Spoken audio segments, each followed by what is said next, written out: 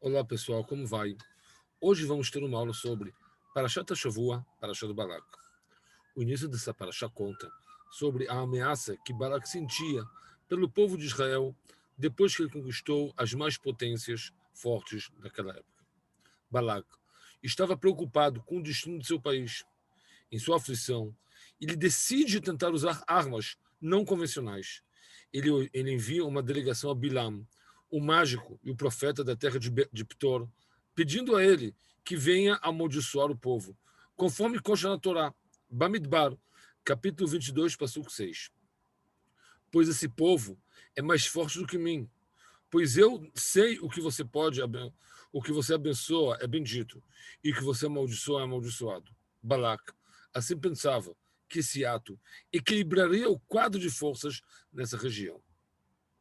A delegação de Balak veio à casa de Bilam, e esses disse as seguintes palavras, conforme consta na Torá, no mesmo capítulo, passuco 8. Durmam aqui essa noite, e responderei a vocês segundo o que Deus me disser. Ele está, portanto, ciente do fato que ele não pode fazer nada sem a permissão divina. Deus profere suas palavras muito claras. Bamidbar, capítulo 22, versículo 12. Você não irá com eles, nem amaldiçoará o povo, pois esse povo é abençoado. É possível questionar a intenção divina? Bilam lhes respondeu, diplomaticamente, uma resposta que pode ser compreendida por cada um dos lados, segundo o que deseja ouvir. Consta na Torá. Voltem para suas terras, pois Deus não me deixa ir com vocês. Bilam não lhes revelou a verdade que Deus não quis que ele amaldiçoasse o povo, e sim deu a sensação que Deus cobra de Moab um respeito maior para Bilam, solicitando emissários de nível maior, mensagem entendida por Balak, que ele lhe enviou emissários de nível maior, prometendo considerar a Bilam tudo o solicitado por ele para amaldiçoar o povo.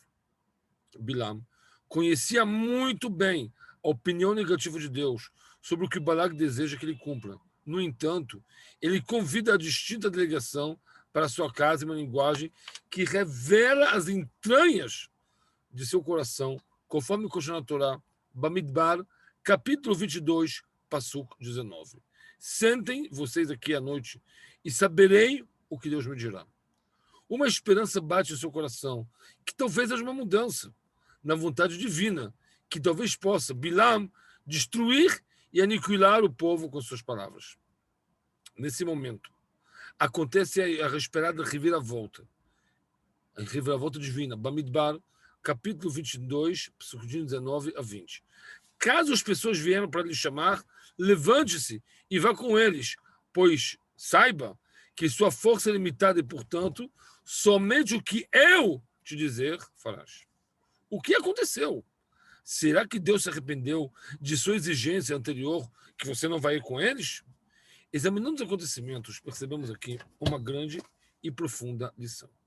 Bilam se alegrou com a resposta divina. Ele se levanta de manhã e com suas próprias mãos arruma seu veículo, o jumento, e sai com os emissários de Balac. Bilam se apressa, pois está com imensa vontade de amaldiçoar o povo de Israel. Porém, seu veículo lhe causa problemas no caminho. E assim consta na Torá, Deus ficou irado, pois Bilam estava indo com muita vontade de amaldiçoar, e o anjo divino se põe no caminho para atrapalhá-lo. E viu o jumento, que o anjo divino estava parado no meio do caminho, e a sua espada desembainada na mão.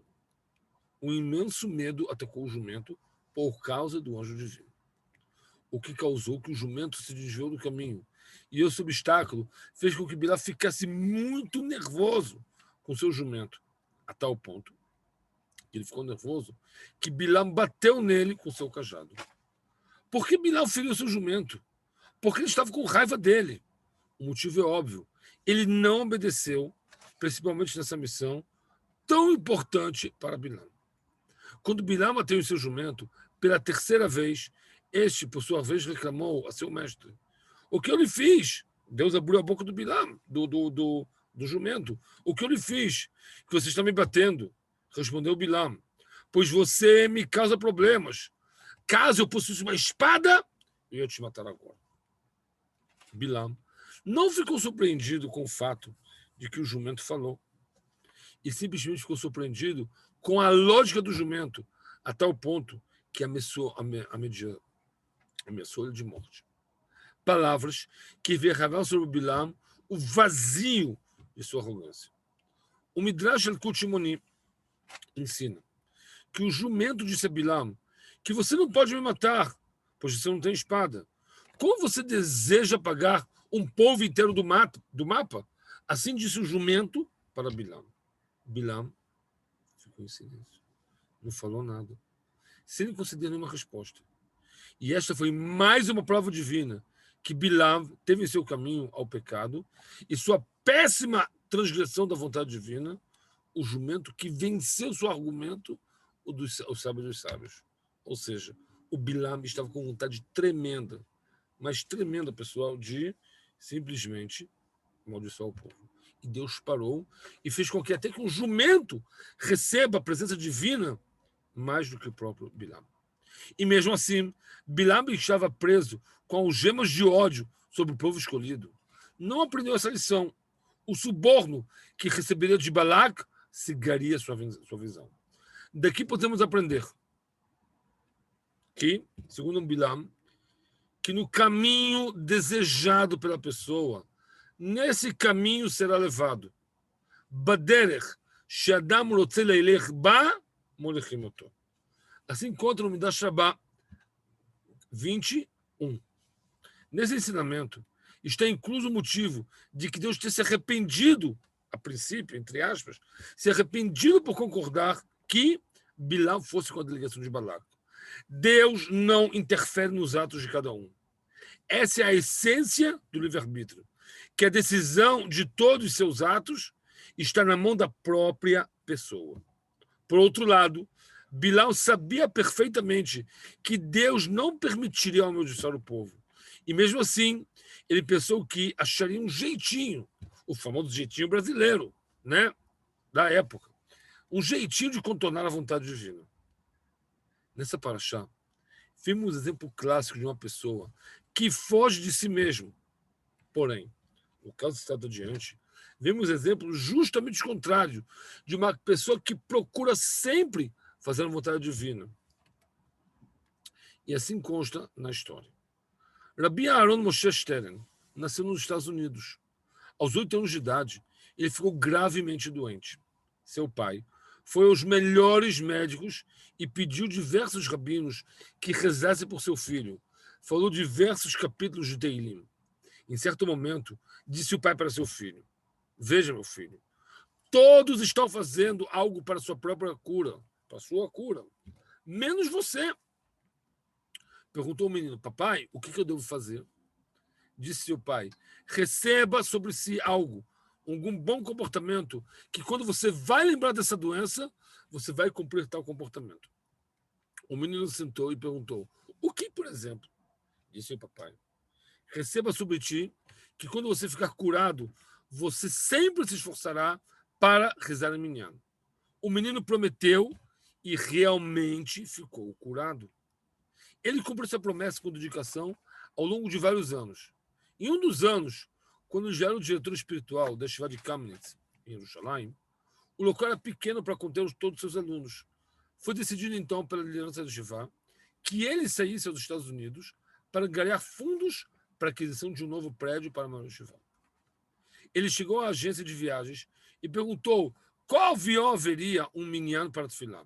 Disseram: rabino, aqui é uma agência de viagem, não é uma sinagoga.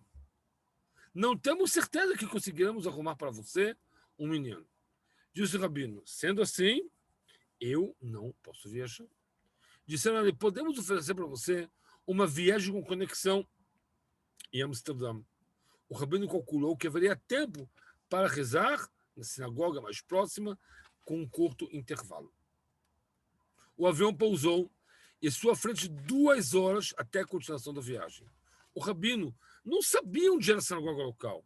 Portanto, ele pegou seu talit e seu tefilim e saiu do aeroporto. De repente, para ao seu lado um carro e pergunta: aonde o senhor precisa ir, prezado rabino? Diz o rabino: estou procurando uma sinagoga para Shacharit. Então, por favor, Rabino, entre no carro, disse o motorista, que ele é um Yehudi que vive fora da cidade e que todos os dias viaja de carro até essa sinagoga para rezar antes de ir ao seu trabalho. Depois de alguns minutos de viagem, eles param o carro em uma das ruas da cidade, entrando numa sinagoga que haviam lá, olha só, pessoal, 8 pessoas. 8 pessoas haviam na sinagoga. E os dois completaram o minyan. Rezaram em minyan. Após a tefilá, o motorista completou a mitzvah e levou o rabino de volta ao aeroporto. Quando o rabino Stern terminou esse conto e disse o seguinte: vejam só, 8 pessoas levantaram cedo e foram à sinagoga rezar em minyan. Mas não tinha minyan. O nono veio de fora da cidade, de onde haveria aparecer o 10º. Deus fez com que o Yehudi chegue a Israel a caminho dos Estados Unidos. Para quê? Para completar minyan.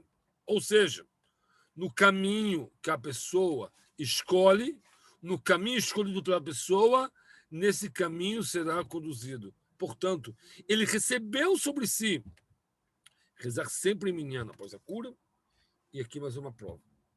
No caso contrário também, o Bilam, ele queria amaldiçoar o povo.